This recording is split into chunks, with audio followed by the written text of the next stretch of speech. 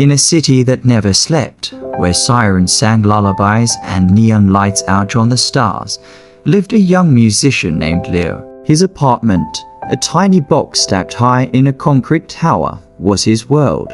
His guitar, old and weathered, was his only friend. Every night, the city would hum its chaotic tune, a symphony of a million different lives all playing their own melody, and Leo would try to add his own. He dreamed of writing a song that would cut through the noise, a song that would make the whole city stop and listen, just for a moment. But the city was a harsh critic. His melodies were drowned out by the rumbling subways, the blaring horns, and the endless chatter of a population that was always in a hurry. Discouragement was a heavy blanket he pulled over himself each evening. His songs, once full of hope, started to sound as tired and grey as the pavement outside. He'd sit by his window, looking down at the rivers of headlights, feeling more and more like a single, silent drop in an overwhelming ocean. Christmas was approaching, a season that only seemed to amplify the city's noise. Jingles from every storefront, 1,000 Santas ringing 1,000 bells, and an endless loop of holiday pop music that felt more like an assault than a celebration. For Leo, it was the loneliest time of the year.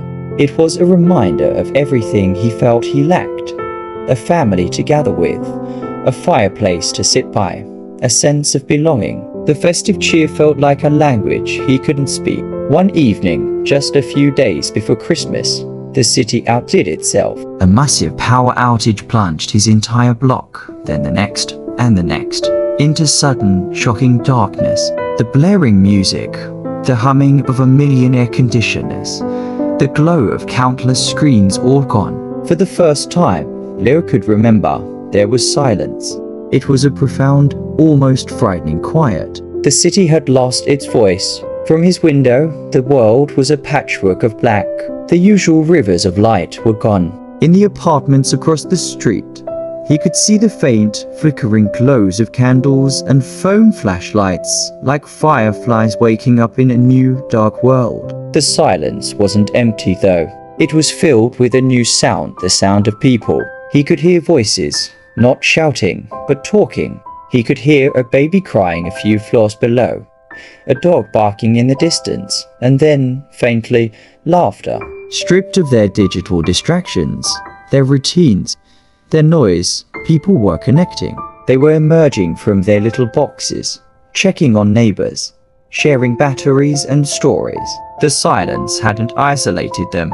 It had brought them together. Leo picked up his guitar. His fingers, which had felt so clumsy and uninspired lately, moved with a newfound purpose. He wasn't trying to compete with the city's roar anymore. He was trying to join its newfound quiet. He didn't want to shout. He wanted to whisper, and he began to play. He didn't play one of his own complex compositions. He played something simple, something he hadn't thought about in years. A melody his grandmother used to hum. The notes were soft, gentle, and clear, floating out of his window and into the still, dark air. Silent night, holy night, all is calm, all is bright. At first, he was playing just for himself, a quiet prayer in the midst of the great, dark cathedral of the city. He played with a tenderness he hadn't felt in a long time, each note a tribute to the calm, a celebration of the quiet. The melody was a stark contrast to the usual urban soundtrack. It was demanding attention. It was offering peace. Then, a small miracle happened. From a window across the street, a single, soft voice joined his. A woman's voice, clear and pure. Round yon virgin, mother and child. She was singing with him. Leo's heart skipped a beat. He wasn't alone. He looked across the dark divide and could just make out a silhouette in a window, a small light held beside them. He smiled, a genuine, unburdened smile, and kept playing. A moment later, another voice joined in. A man's baritone from a few floors down, then another, and another. A child's high-pitched, innocent voice, an elderly man's raspy, heartfelt hum. It was a chorus, spontaneous and unrehearsed. People started opening their windows, not to complain about the noise, but to add their own. Phone flashlights waved back and forth in the dark, a sea of man-made stars. They were all strangers, separated by brick and steel.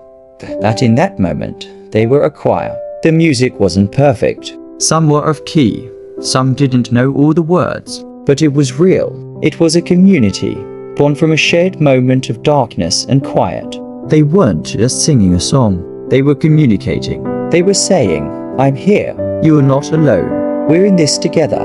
Leo played on, his fingers dancing on the frets, his heart swelling with a warmth that had nothing to do with the fireplace. This was the song he had been trying to write all along. Not a song to overpower the city, but a song that could only be heard when the city held its breath. It wasn't about being the loudest voice. It was about being part of a harmony. The lyrics took on a new meaning. All is calm.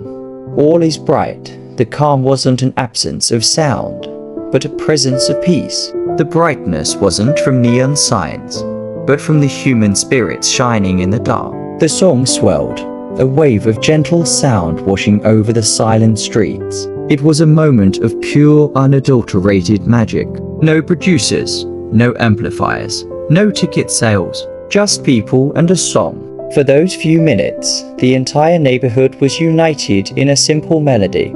The power outage had taken away their electricity, but it had given them a connection far more powerful. When the final notes faded away, a different kind of silence returned. It wasn't empty anymore. It was filled with the echo of shared experience, with a sense of wonder. Then, a smattering of applause broke out, followed by cheers and hoots of delight, echoing between the buildings. Leo just sat by his window, his guitar resting in his lap, and listened.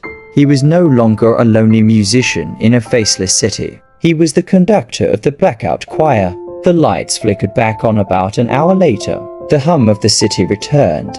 The TVs and radios sprang back to life, and the familiar rhythm of urban life resumed. But something had changed. The noise didn't seem so overwhelming anymore. The next day, as Leo walked down the street, he saw his neighbors differently. He exchanged nods and smiles with strangers. The man from the corner bodega gave him a free coffee, saying, "That was you last night, wasn't it?" "Beautiful, man. Beautiful." Leo realized that Christmas cheer wasn't something you buy in a store or see in a holiday movie. It's something you make. It's a connection, a shared moment, a simple act of reaching out. He had found his song, and it was a song that everyone already knew. He just had to give them a quiet moment to remember it. That Christmas Eve, Leo didn't stay locked in his apartment. He took his guitar down to the local subway station. He didn't play for money. He just played. And as he started that simple, familiar tune, he watched as busy, hurried commuters slowed down. Some stopped, some smiled, and some, just a few at first, then more, started to sing along. He had found his stage, and his audience was the city itself. The story of the blackout choir spread, a modern myth whispered from one New Yorker to another.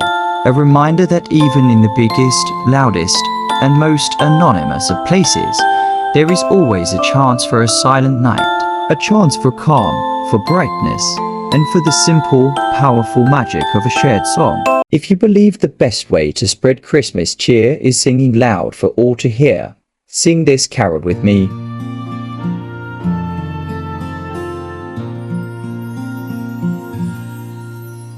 Silent night, holy night, all is calm, all is bright, round yon Virgin Mother and Child.